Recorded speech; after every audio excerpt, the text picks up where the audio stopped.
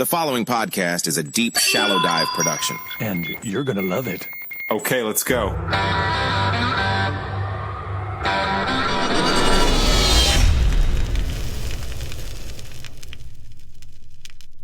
All right, I've had a lot of people on this podcast, and I've had a lot of real talk on this podcast. I really have. I think that's one of the things I pride myself on.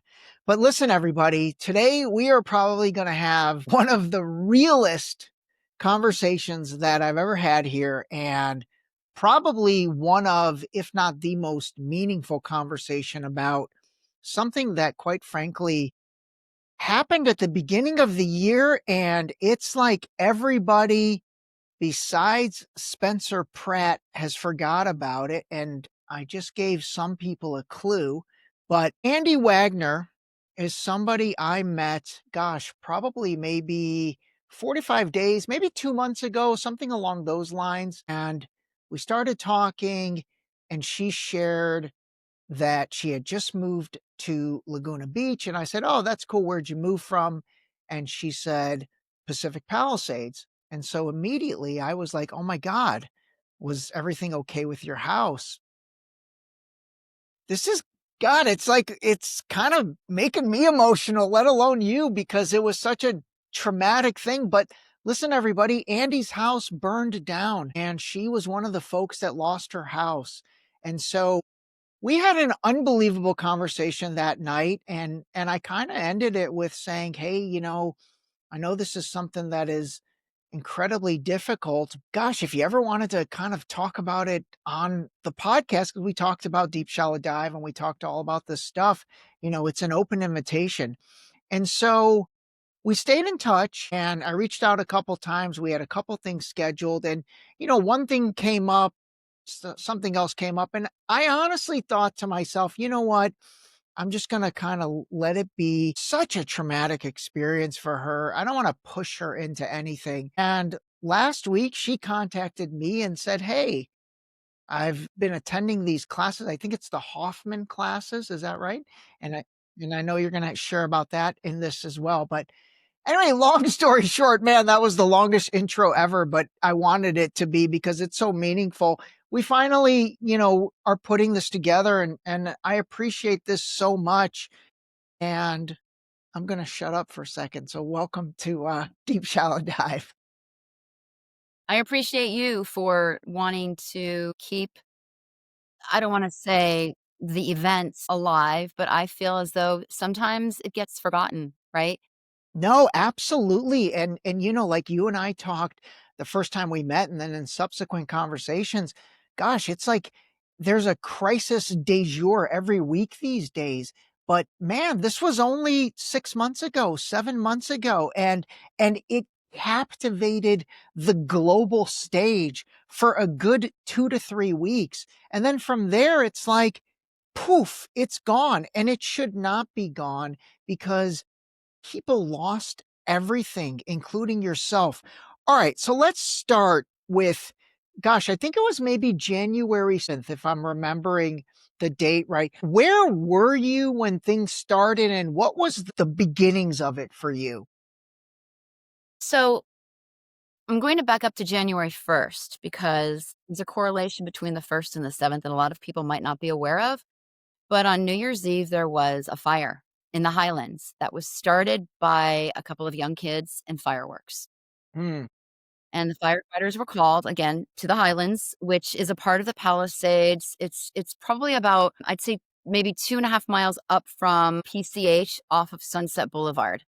Okay. And it's a development where you take a road called Palisades Drive for about 2 miles up into the Highlands. And this fire was put out on New Year's Eve. And I know this for a fact because one of my best friends lives right in the Highlands, and another friend actually lived where the fire was, right, literally in the front of her house. And it was put out. But as we both know, a fire can be, quote, put out, but underneath the embers are still burning. And unfortunately, when we knew that there were going to be high winds, because the weather report had told us this 3 days before the fire, that same fire was reignited. Now it's not official yet, but it'll come out very soon. we I'm going to speak from, we as Palisadians knew that there had been a fire. We knew that there were going to be high winds. And we also knew that our reservoir has not been filled. Okay. I didn't know that there wasn't enough water. And I didn't know, honestly, that even how many firefighters had been cut. I wasn't aware of that until afterward. So back to your initial question, on the 7th of January, I happened to go to the new gym that just opened up in the Palisades. It had been closed since COVID equinox, and I was in a class. And at 10 a.m., everyone's phone alarms went off because there was a fire. And the alarm went off in the gym as well. And we all sort of we didn't quite know what was going on. And everyone started looking on their phone, and then people started to leave because they have kids in school, and they saw that I don't know what it said on the phone. I didn't get I didn't even know if it was an evacuation notice. To be quite, I don't think it was. I think it was just, there's a fire in the Highlands. And we looked out of the window, and literally there was this giant plume of smoke because the Equinox gym is right there on PCH and Sunset Boulevard. So you literally see sort of, if you looked, it was coming rolling down from the Highlands. Okay, gigantic thing of smoke. Okay, let me, for those that don't live in Southern California and that maybe don't even remember. So Pacific Palisades, just so everybody knows, is one of the nicest neighborhoods of Southern California, and probably what makes it so unique within Southern California, in my opinion, is it's kind of the quintessential, almost Midwestern neighborhood that is in Southern California. Most of California, especially Southern California, small lots, not a lot of yard. It's very like homes are on top of each other and all that. The Palisades, and then another neighborhood called Palos Verdes, which sometimes gets mistaken for it. And we'll talk about that a little later. Those two, they really remind me of like the nicest neighborhoods in Cleveland, Ohio, where I grew up, or in any city in the Midwest. So just understand that this is a very, very suburban, just a wonderful, wonderful neighborhood, and probably a neighborhood that you just never think anything is gonna go wrong. Like what you said earlier, you had no idea that the reservoirs didn't have water in it. You had no idea that your firefighter network had been cut and all that, because it's such a nice neighborhood. You just think everything's gonna be perfect. Okay. All right. So go on. So everybody's like rushing home. They're going to take care of their kids. Go from there. I decided to get in my car and leave as well, because luckily my son is 21 and he was actually backpacking in Peru. So I knew he was safe, but my dog is home. And of course you want to get home and you want to save your animals. And I went out and it was a parking lot on Sunset Boulevard. To get into the Palisades was a parking lot at Sunset and PCA. And I was in that parking lot line and we weren't moving. And I thought to myself, there's no way I'm going to get home in time. And when I looked up, in fact, I took a photo with my phone, and it looked like my home was in the fire because there was so much smoke already. And this was, again, 10:15 in the morning, 10 a.m. Okay. Wow. Okay. So by the grace of God, I remembered a back route. A friend of mine had been a member at the Bel Air Bay Club, and the Bel Air Bay Club is located on PCH, and they also have another portion of their club above, and then they have a private road that goes from PCH up to their club. But that road also goes all the way into the Palisades and and then you can cross Sunset Boulevard and get to my house, which is considered the Marquez Knolls, which, if you know the Palisades, it's near Marquez Elementary and it's west of Temescal Canyon. A lot of people in LA come and hike at Will Rogers State Park and Temescal Canyon. Once I got to the neighborhood, it was just mass chaos. And this is 10:15 in the morning. Yeah, yeah. What's interesting? Gosh, I really remember this pretty vividly, but I don't remember really hearing about it until later that night. So this is interesting that this started at 10:15 for you. I remember around 6 p.m. that night was when all of a sudden I saw all the postings on social media, and then it was all over the news. So I made it to my street, and again, waiting because all the cars were coming, and I had a neighbor and I said, "Are you evacuating?" And she goes, "I've lived here for 40 years. The firefighters have it under control. We're not leaving." And I thought, okay, interesting. And then I went to the front of my house, and my neighbors across the street and next to me were there. And I said, "Hey, everybody's panicking. Are you guys evacuating?" No, look, then you could see the helicopters were dropping water. You could hear the sirens. I wanted to believe that it was under control Yeah, and of course. wasn't going to roll down the hill. And I was confused. And I literally went inside my house thinking, okay, well, maybe there really isn't anything to panic about. And then I remember coming back outside, and again, it was my neighbor to the left and another neighbor in front. And I looked at them again. I said, "Are you guys sure you're not even going to pack up your car?" "No, and Andrea, we're fine. We're good. We're just going to wait." You know, it hasn't. We've been through this before. Yeah, What yeah. those? We've been through this before, and we're fine. And I went back into the house again, and I was like, "Okay, I'm good." And like, did the air just smell like smoke? Could you see fires, or was it just a big smoke bomb? You couldn't see fires. You could see smoke, but you could hear the helicopters. You could see the copters dropping the water. You could hear the sirens. And again, as the Palisades have been through Yeah, fire. The yeah, yeah, Highlands have been through it more than us. The Highlands are the ones and they really only have one way in and one way out. That's yeah, what's really scary. It's similar to Mandeville Canyon, where there's one way in and one way out. Now there is a fire road, and they only open it if God forbid there's a fire, and then now there's two ways out. But that's it. And I don't know, there are a lot of people who live up in the Highlands, and everyone was trying to come down one road. I'm not even sure if you opened the fire road yet. So no, you had this sort of panic mode. yeah. You were kind of still in denial. Absolutely. I can totally see that because, again, you're talking about such a nice neighborhood that you just don't think anything can go bad. This is real talk. This is like, think of Compton. Think of the stereotype of Compton and then think of the exact opposite. That's what the Palisades is. You just don't think anything could go this bad.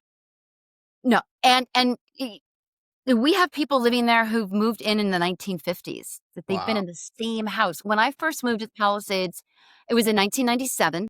And I'll never forget moving to our second home, and my neighbor was 100 years old. And I Yeah. thought, he's 100. He's probably going to, I don't know how much longer. He lived to 106. Oh my goodness. People That's who live in amazing. the Palisades live a really long, healthy life. Yeah. And you have the families that have been there because of their families. And you have the new families that have moved in. And then you have the small homes that were built in the 1950s. And then you also have the homes that have been built recently that are just ginormous mansions, right? Yeah. So you Yeah. have this mixture of different socioeconomic backgrounds. It's okay, Leah. It's not just the wealthy, which is what Yeah. that was my point. But yes, Okay. play a Actually, that's a is- great point. That's a great point because I think when this was happening, it was kind of in two major areas of Southern California, Pacific Palisades and then Altadena. And then Altadena was kind of, I don't know. I mean, people were like, okay, that's the not so, affluent part of town. This is the affluent part of town. Okay. So at this point, it's getting to be like 12 noon. Are you packing up a car? Like, are you like, okay, I'm going to get out of here or I'm going to wait this out? Honestly, I probably would have waited it out. was going to wait it out. And then I don't know what you believe in, whether you want to call it God, creator, light, the source, Buddha, Allah, whatever you believe in. I got a message and I heard go now. And I thought, Wow. okay. So I actually had a suitcase that I had just come back from a trip, and I opened it up. I was kind of taking my time thinking, if I was going to go away for 7 days, what would I bring? And then all of a sudden I heard that voice, or go now. And immediately I panicked, and I knew that I had Really? to get out. Yeah. I knew that Wow. first thing I did was my dog. I was like, she needs food. She needs her bowls. She needs her bed. I thought about her. And then I was thinking, I've got to get my passport. The things that you think about that you're going to need. Yeah, totally. And paperwork, interestingly enough, I always kept my papers, my important papers in a basket. I never put them in a filing cabinet. Mm, Couldn't tell you why, but I thought, if God forbid there was if I had to get out of the house fast, I wouldn't have time to pull everything out of a filing cabinet.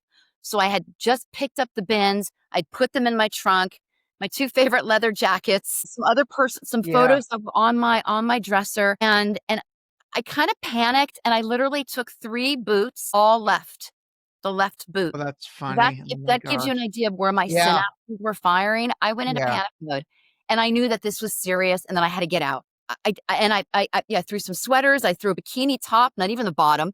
One Yeah. other bathing. I don't even know why I packed a bathing suit. I couldn't tell you.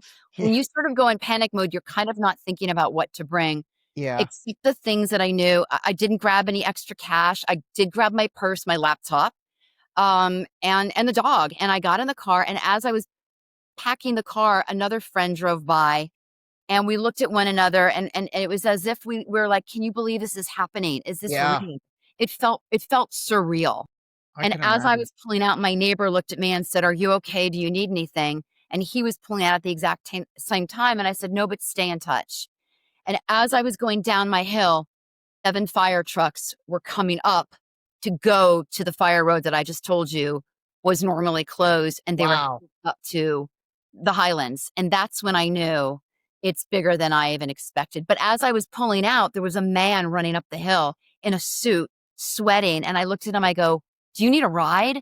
And he said, "Yeah." And I said, "Where do you live?" And he said, "Up the road," which is up into where the fire is.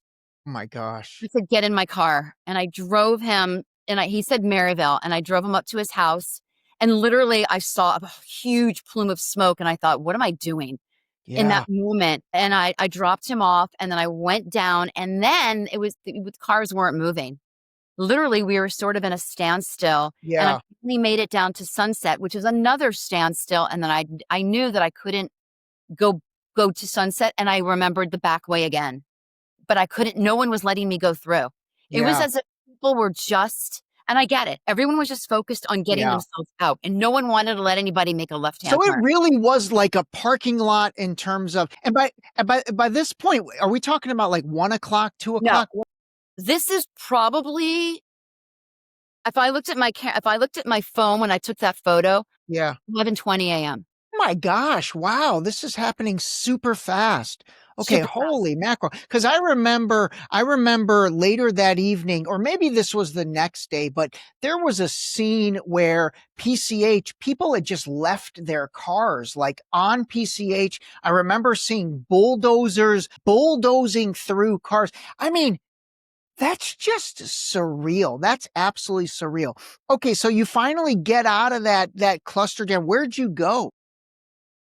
I went to Earth Cafe on Main Street in Santa Monica because the only friends that I have live in the Palisades. Yeah, yeah, They also had to evacuate.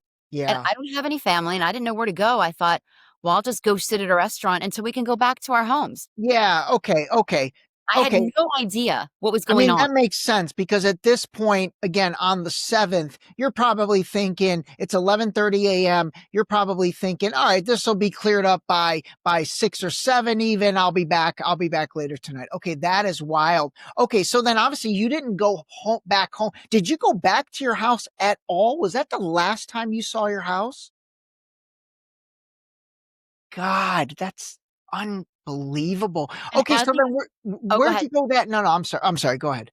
No, I remember as I was pulling onto PCH, it was empty. There was no one on PCH because everyone Wow. had already, everything was, all the cars were stuck in the Palisades. And then Yeah. there was a woman walking on the side of the road, and she was a housekeeper. And I opened my door and I said, "Do you need a ride?" And she said she had walked from the Highlands, which is a good Gosh. she'd already been at, like, literally down on PCH, probably a good 2.5 miles. And she said she abandoned her car. Okay, okay. So So she was one she had of the already folks. abandoned her car, and this is like 11:20 in the morning. So I Wow. said, "Where do you need to go?" She goes, "Could you please bring me to the gas station on Lincoln so I can call my husband to have him pick me up?" So I Wow. drove her to the gas station on Lincoln, and then I went to the restaurant and sat there until an ex-boyfriend called, and he said, "You've got to come to my place. What are you gonna do?" And I said, "I don't know." And this is I already been there for 5 hours, and he lives in Newport Beach. So that's how I wound up in Orange County. I went to So the ex you left the all right, so on the 7th, at some point, you were just like, "Okay, I'm not gonna make it back home tonight. I'll just head down there and kinda wait it out." Okay, so then what was that night like? What was the next day like? Like, when did you find out or realize your house had burned down? And by the way, did it burn to the ground, like, gone? Everything's gone? That is so violent. That is just so I think I told you last time we talked, every time I talk to you, I look around my house and I'm like, can you imagine if this stuff was all burned to the ground? It's such a, oh God, the best word I can think of is violent. It's just such a violent feeling. So when did you find out your house was gone? So the entire night we were watching the app. I don't remember what Okay. that app is, but it's like the fire watch where Yeah.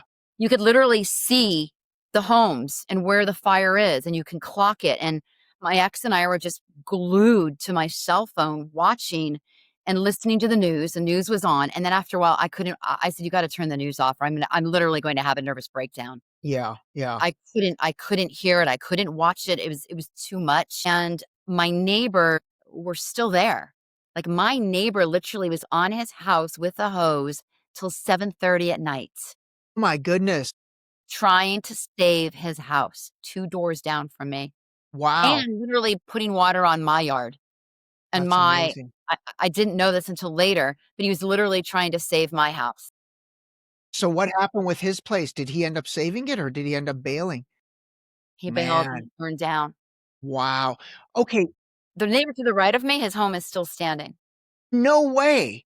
The neighbor directly to the right of you, still standing and no real damage as if he's living and he's back in there? He's not, but the neighbor across the street, her house burned down. She's renting it from him, and she and her husband and son are living in it right now. Oh my And gosh, the that's people so across the interesting. street from me are back in their home as well.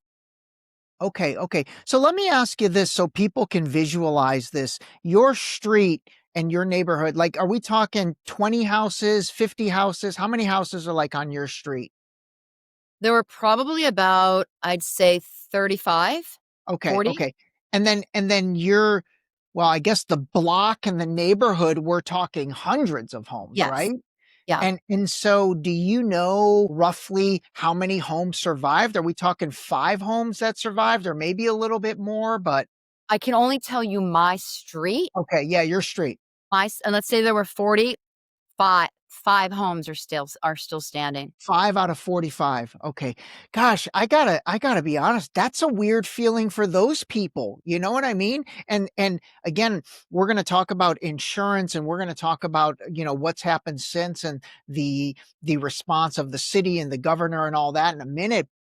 Part of me thinks, are they better off having their home survived or are they worse off? Because that whole area, I have to imagine, is such a, oh my God, I don't even know if I'd want to come back to that every day. Even if my home is still standing, it's like it's such a barren place. Okay, It's all right. All right, let sick. me stay focused. So the next several days are a little bit touch and go and then you finally through the app you sort of see it seems as if your house is affected, but you don't really have a visual confirmation, right? Well, I do. The next day, my neighbor he took a moped into the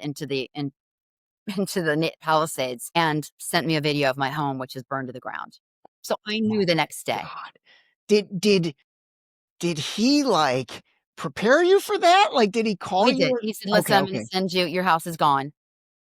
That's He goes, "I have video," and I said, "Send it." Yeah. okay. Do you remember how you felt? Like, what was, I don't even know if you remember because You know that's what it gotta is? be, Honestly, it's similar to when someone dies. yeah, You go through the 7 stages of grief, right? And the first is shock and denial. You're just in yeah, shock. yeah, yeah, yeah, It happens so fast. One minute you're yeah, there, the next minute everything's gone. Not just your home, your entire community. yeah, There are yeah, people who've lived there since the 50s. I moved in 1997. I mean, yeah, and that was the house that I raised my son in. So I'd been in that house for almost 19 years. There's yeah, some people who've lived in their home for 50 years. yeah, And yeah, there were people who absolutely. couldn't get back to save their pets. There were people who had to abandon their cars. Every single person has a different story. Yeah, You get yeah, 10 people all from the Palisades, and every single one of those people will tell you something different. We yeah, all have a different story. We all have a different experience. By the grace of God, I got out where a neighbor didn't, and it took her 3 hours to do the same route that I did, 3 miles. What took me 15 minutes took her 3 hours. wow. That's what blows my mind too. Yeah. So all of the people that abandoned their cars, I'm assuming that was maybe later in the day or gosh, maybe even the next day, because the whole process of the fires being really bad, I remember, I mean, that was a 3 or 4 day process, right? Do you remember? When you what do you mean when you say it just I mean, like I remember not thinking it was over for a few days. Like it seemed like there were still like, was it a Tuesday night? Do you remember the exact day? Okay, no, I don't remember. let's say it was a Tuesday. I remember 3 or 4 days where like it just felt like it just kept going and burning. And like you didn't know if it was going to make its way down to Santa Monica, which is the next neighborhood and all There were no that. fire trucks. The fire trucks Yeah. had stopped coming. Wow. Okay. All right. Let's talk. There was burnt. It was burning. Like there were people went to save Lake Shrine, which is a huge Mm, public place where people would go to this particular lake. Paramahansa Yogananda brought it here. He created this beautiful shrine, and literally residents went to save that particular area for 3 days themselves because there were no firefighters. There was no water. I don't know where the water came from. I think they took it from the lake. that's amazing. That's amazing. All right. So you were down in Newport Beach, which is a good maybe 60 miles away from the Palisades. When did you finally go back? Let us go back. Yeah, to even, okay. So was it weeks before you even saw, the remains of your home? Yeah, we weren't allowed to go back because it was still on. There were still fires. Okay. Okay. Right? It was unsafe. That there were wires that had fallen from the telephone poles. It was just, honest to God, it looked like a bomb had gone off. Okay. Yeah. Jesus Christ. That's I crazy. have more compassion for what the Ukrainians went through, what 9/11. I mean, it Yeah. looked as though it was I still can't even express to you driving Yeah. through it afterwards. I felt like I was on a movie set of Armageddon or Yeah. Terminator. I It can it just didn't imagine. seem real. Yeah, no, some of the footage and some of the drone footage that was shot and released. I mean, it just look. I mean, Armageddon. That's a great analogy. It just looked annihilated, absolutely annihilated for block after block after block after block. And you're right. You would see one house here and there, and then I remember there was like a blue Volkswagen, VW. a VW van or something. That was interesting. We don't have to get into this, but there's a lot of like talk about how the color blue doesn't burn or something. And even in the Maui fires, there were a couple homes that had blue roofs and those didn't burn. We don't need to get into the theories behind that, but okay. All right. So my God. So let's not fast forward, but so you finally got back, you finally kind of saw the remains of everything. I mean, what did that feel like? Just empty? Again, I was still in shock. Yeah, yeah, I you're have a so video, right. literally, I took video of myself walking through my gate Yeah, for the first time. So because my neighbor tried to save my house, I had a white picket fence, quintessential white picket fence with a gate and an arbor, perfect, pristine condition, no way. The white picket fence was still up? Oh my pristine. gosh. You wouldn't have known that anything had happened from the outside. Tall ficus trees, green as ever. So it was really surreal to then walk through and see my trees charred and black, and the one Yeah, incredibly big pepper tree, just a stump. It was like the giving tree. You know that yeah, story from when you're a kid? yeah, yeah. Beautiful tree is now just a stump, and literally the only thing standing was my fireplace, my brick Wow. brick fireplace, chimney, and everything else was gone. And at this point, can you like walk through the yard and stuff? Like, were there any remnants of anything? Like something amazing that didn't burn? Like, I don't know, half of a photo album or anything along those lines? Nothing, and the only thing that I used to collect dragonflies and a lot of metal ones, and those are the only things that survived were about Really? 6 dragonflies. All my Buddha, I had Buddha, cement, lawn Buddhas, they survived. That's about it. Anything else Okay. was gone. Okay. Wow. Okay. Oh my God. That's just surreal. And you're right. It's probably still shock. You know what I mean? Like I have to imagine part of you still even doesn't really believe that it happened. That's so crazy. But I'm so glad we're talking about it because people need to realize this happened and this happened this year. And I'm sure everybody, like you said, has their own story and they probably have their own journey that they've been taking with this. Some probably terrible. I hope yours hasn't been too bad. Do you mind talking a little bit maybe about like your insurance or like the people you have to deal with? And maybe we can even start with like the city and, Governor Newsom and all that. Where have they been in all this? Have they been good? Have they been bad? What's that been like? Once I left, Hmm. I didn't want to I literally turned off the news. Okay. I Okay. couldn't Okay. listen to anything Yeah. because there was so much vitriol against Karen Bass. There was vitriol against Newsom. You're going to have the Yeah. two Yeah. sides, right? You're going Sure. to have Sure. that everyone was angry. Of course, we have every right to be angry. We've paid these incredible taxes, and Yeah. and to watch our city burn to the ground, not just our homes, but our entire city, except for a shopping center, which Yeah. was saved because there was a personal fire company that was Yeah, hired. I think that was Rick Caruso's shopping center, who's the developer who lost in the mayoral race to Karen Bass. He hired his own. Yeah, that's pretty wild. That's pretty wild. It's also pretty wild that, I mean, I guess he had the foresight to hire his own personal fire crew, but man, that's pretty crazy. That's pretty crazy. Did it the things that came out in the news, and I know you're saying you weren't totally on top of it, but it did seem to come out that the reservoir that should have fed the water, I don't know if it was completely empty or it was depleted. The fire hydrants weren't working. Like, this is insane that this was the case in Pacific Palisades because, like I said, this is literally one of the nicest, most pristine neighborhoods in all of Southern California. And that's saying a lot because there's so many nice neighborhoods.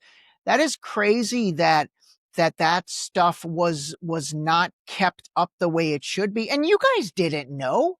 It's not like anyone living there would have expected that. You would have actually probably expected the exact opposite, that they were overflowing with water and all that. That's crazy. So Okay. that I, like my neighbors, had thought it's going to be contained.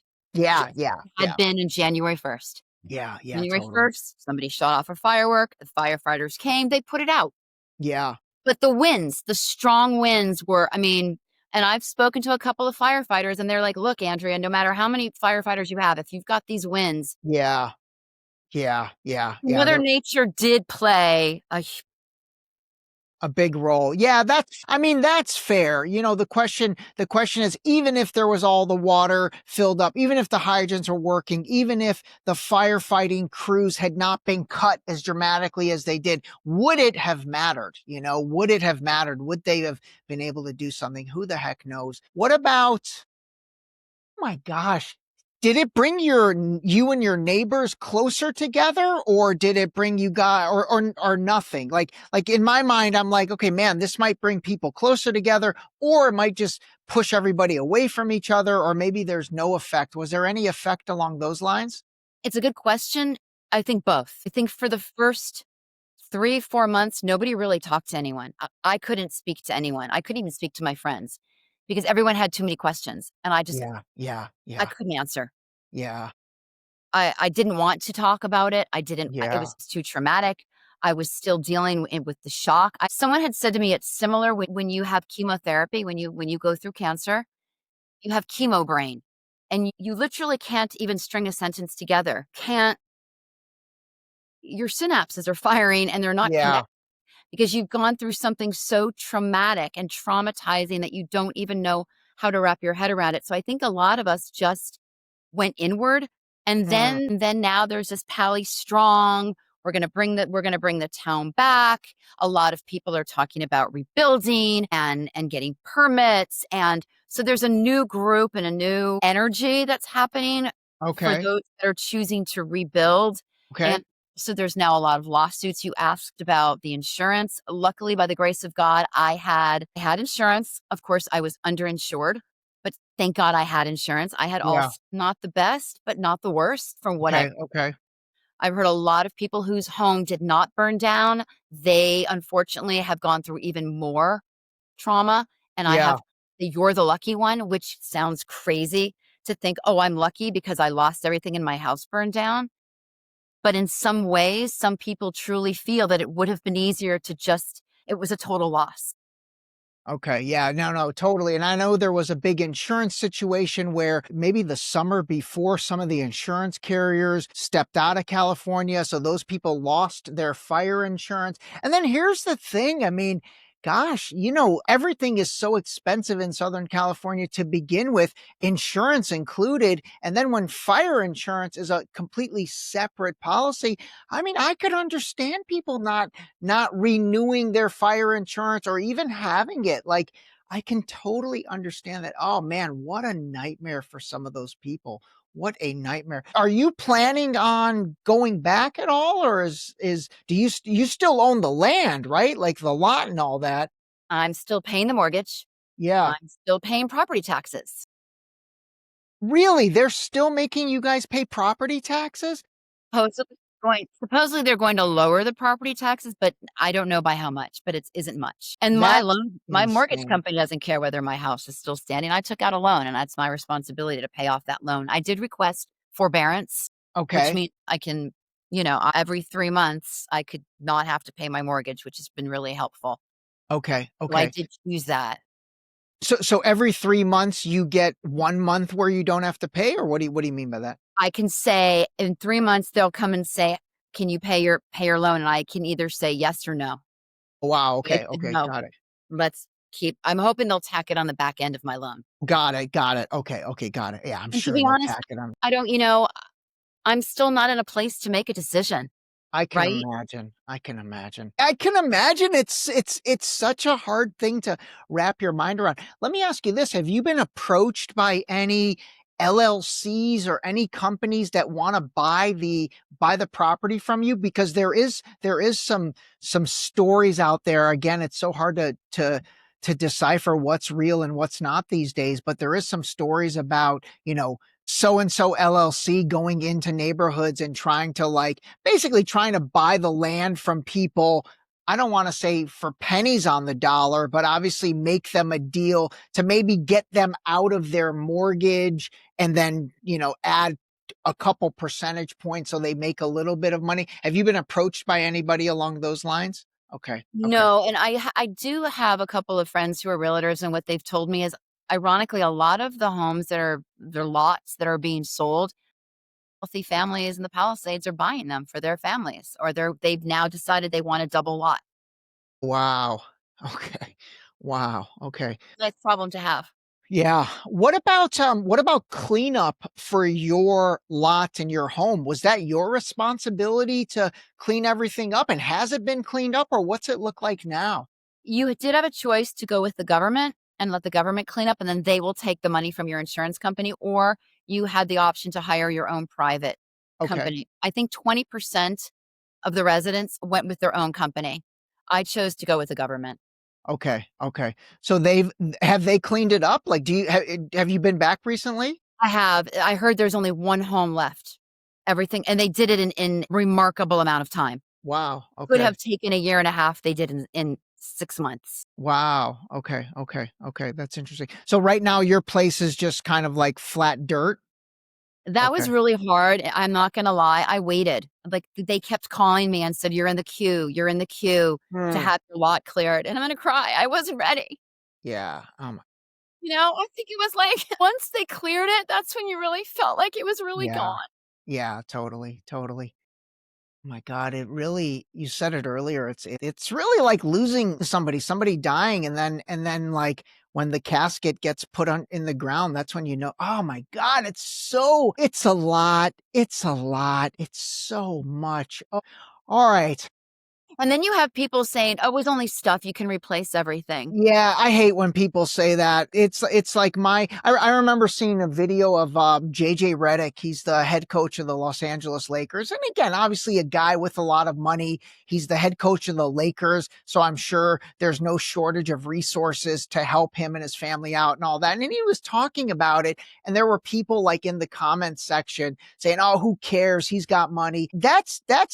That is such a lack of humanity and empathy for anyone to say that. It's not the financial loss, it's the emotional loss. Like, imagine your bed is gone, your pillow is gone, your couch is gone, let alone all the stuff you can't replace, like the photo albums, the handwritten cards, the this, the that, the little necklace you bought in Istanbul 6 years ago that for 10 cents, but it was so meaningful to you. Like all of that stuff, that's the meaningful stuff. So anybody that basically tries to say just because a family or a person is wealthy and they can replace it, it's just stuff. My answer is, yeah, what if it was your stuff, you'd feel a lot different.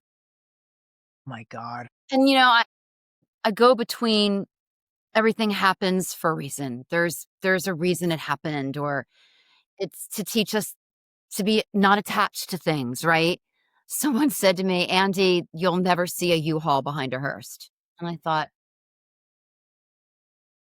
yeah, it's still so hard, man. I mean, listen, I remember the day I met you, actually, the night we met. I kind of was like, man, she's got a great approach to this. And I appreciated your mentality then. I appreciate what you just said, but that's hard, man. It's hard to think about that and be like, oh, maybe it was meant for some. That's really hard. That really is. Like I applaud you for taking that approach or trying to internalize it like that. But my gosh, it also, you deserve to really grieve, like truly grieve. Like I remember when my dad passed away, like I grieved like crazy. And that lasted a good year for me. I mean, I really grieved for a year. And now whenever somebody loses a parent or loses somebody, I mean, my best advice is let yourself grieve. And so for you, I mean, I think you have let yourself grieve, which is good. And you do have a positive perspective about it. Okay, let me ask you, is there anything else you want to tell us about that? Because I do want to kind of like talk about your moving on, because I know you kind of are, and there's something in particular you're doing that is helping you move on. And I do want you to talk about that a little, although I want to do a whole separate episode about it. But is there anything else you want to share about just that experience? Oh, it's different for everyone. But for me, I went dark. I'm not going to lie. yeah, I yeah, couldn't see the forest between the trees. I thought everything's gone. And then I was reminded your son was away. Thank God. yeah, You got home and got your dog and you're yeah, safe. So I'm grateful, right? I could sit in gratitude and say, thank yeah, God that I was able to get home, right? And there are some people who didn't even make it back home. They were yeah, on vacation or they were at work and they couldn't get back into the yeah, Palisade. yeah, And yeah, there's no trauma competition at all because I'm still going to feel what I'm going to feel. But at the same time, if I find myself spiraling, I'm going to try to bring it back to gratitude and know that I do have a choice, yeah, right? In yeah, fact, I just yeah, read this incredible book called The Choice. It's a Holocaust survivor, and she came out with her story after she read Viktor Frankl's Man's Search for Meaning. And as horrific and horrible as their experience was, as my experience is, we have a choice.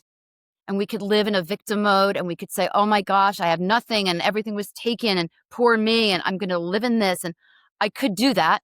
Or I have to say, all right, I got to brush myself off. This happened. I've got to rise above it. Now what? Right? How can I help others? I've become so much more compassionate, number one. I could imagine. Yeah, yeah, I mean, even you, when you lose a parent and someone says, I just lost my dad, you now can feel even more for this person because you too lost your father. Right? absolutely, I absolutely. can Yeah, meet somebody and go, "Oh my god, you just lost your house in a flood." I get it. I feel you more. I am yeah, so much more compassionate. yeah. Oh, it's a lot, man. It's a lot. All right, let's talk for a minute. I feel like, well, let's see. What are we? February, March, April. We're 6 months out, 7 months out. It seems like you found something, and I do want you to tell us a little bit about Hoffman that is helping you. So talk us through that. So there's something called the Hoffman Process that I had heard about because the ex-boyfriend who actually, Yeah. I say he rescued me from the fire, he actually Yeah. really did. By the way, I have to ask this question because I know everybody's dying to know this answer. Did you and the ex-boyfriend get back together? Did you get back together over this? No. Okay, no? Okay, all right, But man. he will forever be one of the most important people in my life. I mean, Okay, that's amazing. there's something to be said about loving your exes. Because at one point you loved this person. You really did, right? You're totally right. Absolutely. I mean, with my ex-husband, I had a child with my ex-husband. Yeah. So thank God I'm still Yeah. friends with my exes. Yeah. But I am so grateful to him for a myriad of reasons, because he was the one who even said, go to, I had nowhere to go. I had to live in a hotel. I didn't want to stay with him. Again, I love him to death, but after 5 days, there's a reason you don't want to be with your ex anymore. Yeah. And I went to live in a hotel, which happens to be in Laguna Beach, which is where I'm staying here now. I don't want to move again. It's just too traumatic. I don't own a fork. I mean, thank God I found a condo that literally was furnished and had everything. Yeah. Because it's starting over. You literally, I didn't have anything, right? I mean, you just said something that I want to repeat because I just want people to understand. You said, I don't own a fork. Like, that's insane. I mean, you're right, because everything was in your house and it's gone. But again, I just want people to understand that, like you go from having everything you want in your life to literally not having a fork. Okay. All right. So you didn't get back together with the ex. Say that again. I said there is something also freeing that is. That's a good point as well. There definitely is something freeing and something liberating, and almost like, okay, well, what do I want to do today, or where do I want to go, or what I want to do? That's a very good point. All right. So you did not get back together with the ex. I had to ask that. I'm sure people wanted to know that. All right. Tell us about Hoffman. So back to the ex. He had done Hoffman. Man, this ex. I know, the ex is named Roberto. He had done Hoffman a year before I had met him. And I had heard about Hoffman, but I didn't quite know what it was. But for the past 10 years, I've been on my own healing journey. Breath work, working with a life coach, therapy since I was 30, dealing with the trauma that I had as a child, the baggage that I had from my childhood, ayahuasca, psilocybin, you name it, reading the books, the self-help books, reading every book that Oprah had on her book club. Wow. So I've been on the healing journey and the transformation, and how can I be a better version of myself? I'm a seeker. I'm curious. I want to learn. And he knows this about me. And he said, Andi, Oprah just did a podcast on the Hoffman Process. You've got to listen to it. And I think you'd be an amazing Hoffman teacher. And I looked at him and I thought, okay. And in that moment, it kind of gave me hope, because not only did I lose my house, I lost my community, I also lost my purpose. I was teaching a mindful and meditation class to third graders at the school that my son went to, and half the school burned down. Wow. Okay. Lost my job, my purpose. Yeah. And I'm floating going, what am I going to do? Where am I going to work? What's next? What career? I don't have a house.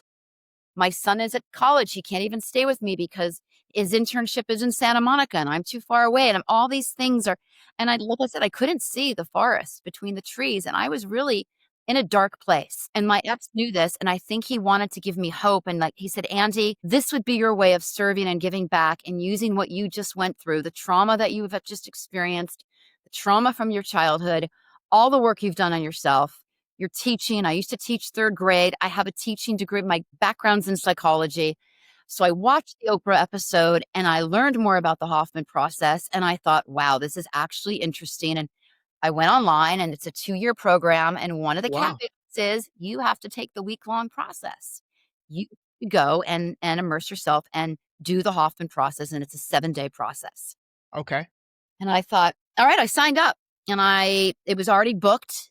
And, Oprah mentions anything, it turns to gold. So already people are wanting to know, what is this Hoffman process? And I think Orlando Bloom was one of the guests, and he talked about it. And they had an opening in February.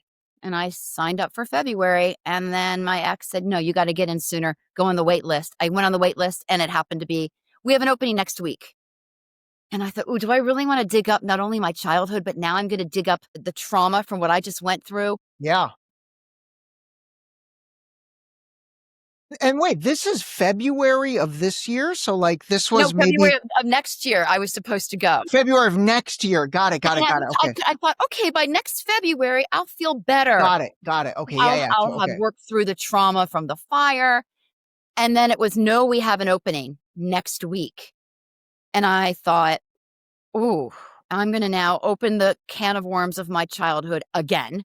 Yeah. And now I'm also going to feel the pain of losing my house. And also I realized losing my house also triggered a lot of my childhood abandonment of what I went through as a child.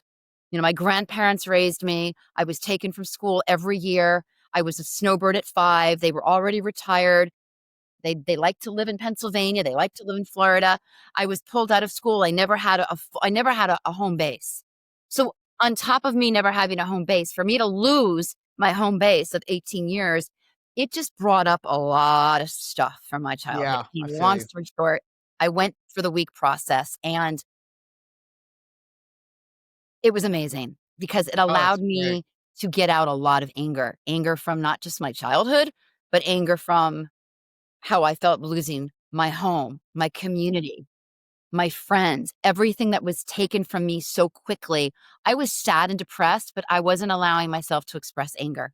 Got It's it. interesting. Someone said, men, maybe it was you we were talking about, men can express their anger, and they don't cry. We as women will cry, but we're not going to express our anger. Hmm. And I That learned definitely was not me because I cry a lot. that's so good. I love that I just admitted that. Hey, It's that's true. healthy. It's healthy. That's true. It is. It is. I'll tell you, after I cry, I feel so much better. Oh my God, I really do. I really feel so much better. Okay, so you did the Hoffman, you did it for a week, and now you are going to be a teacher of that? I don't know. They say don't make any decisions for 60 days after you Okay. come back. Don't So that's sell your funny. home. Don't get divorced. Don't change jobs. Just let everything sort of settle. You open Pandora's box again, integrate with what you learned, the tools, you expressed yourself, you released a lot.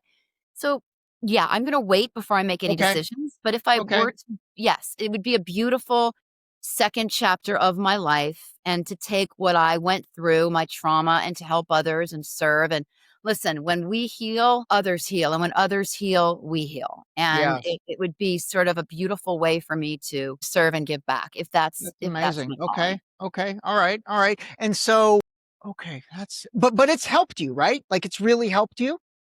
Probably, it's funny how you opened your interview, your introduction, when we had said I'm willing to talk to you about the fire. I don't think I was ready. Yeah. I probably could not have had this conversation without crying the whole way through. Got it. Yeah, totally. God's honest truth. I believe it. And that was only 30, 40 days ago. So like, okay, so it definitely has helped you. Well, that's amazing. That's amazing. Well, let's do this. Once you take your little cool down period with Hoffman and decide what you want to do with it, depending on whatever you decide, actually, I think it'd be really cool to have you come back on and kind of talk us through that and really where you're taking that and what you decided to do with that. And then also if there's any updates on, I do keep an eye on what's going on in both Palisades and Altadena. And there's some interesting moving parts. All of the sudden permits are being given out 50% residential, 50% commercial. All these real estate developers are moving in to build like high rises. A lot of that's in Altadena, but lately I've heard about it in the Palisades as well. There was actually, I think I sent this to you. There was a foreign investor who came in with like 60 to 75 million and bought up a lot of the lots in the Palisades. So there's some tomfoolery going on with all this stuff. So I'll keep an eye on all that. But anyway, listen, I just wanted to, honestly, I really appreciate you. First of all, I'm so glad you're in a place that you can talk about this. And I know I speak for everyone in saying you really have helped us appreciate what we have and not going through something like you did. I just give you so much credit. It's a lot. It's like no matter how much anyone tries to find the silver lining, and I know there are some, and I know you've really, really decided to take that approach. It's a lot. And it's like anybody that tries to minimize it, I'm like, wait, I hope it doesn't happen to you, but until you walk in those shoes and until that happens to you, you can't give people advice, like I would never give you advice on what to do because I don't have that experience and I'm not arrogant enough to think I do. So, But Ray, on advice, I would like to share two things. okay. One, right now, today, take video and photos of your house, room by room, drawer by drawer, just so you have it on your computer. Well, that's I wish amazing someone advice. told me that. And some people were smart. As they were running out, they took video, and I didn't do that. And also, if you ever have to evacuate, whether it's a tornado, a tsunami, a fire, take things like you're never going back. Yeah. Okay. That's my That's advice. amazing advice. Anyone Yeah. and everyone, take things like you're not going back. Don't be in that place of, oh, it's where I'm going to go back. Don't do that. And also, if you want more information on the Hoffman Institute, it's hoffmaninstitute.org. All That's right. all I want. I will put, I know, Things I've absolutely. I'll learned put that from my link. mistakes. Absolutely. I'll put that link in the show notes. All right, everybody. I think I set this episode up properly because this was super meaningful. Andi, thank you so much. Love right back to you. I really appreciate it. Honestly, hang on the line. All right, everybody, call a spade, call your parents, appreciate what you have. And your advice was amazing. Take video and photos of your entire house, room by room, and actually make sure you know where all your important stuff are. Catalog all your important stuff. Make sure you know where the passport is, where this is, where that is. Keep that stuff. Don't wait until something tragic happens. Get ahead of that. All right, hang on the line. All right, everybody, we'll talk to you soon. This episode was brought to you by Zippix nicotine toothpicks. Zip more, smoke less. Totally satisfying, discreet, and delicious. Zippix nicotine-infused toothpicks are available in 6 great flavors, each containing at least 2 milligrams of nicotine to curb those cravings. Zippix is FDA registered and proudly made in the USA. Use discount code DSD for 10% off your order at zippixtoothpicks.com. Zip more, smoke less, save 10%.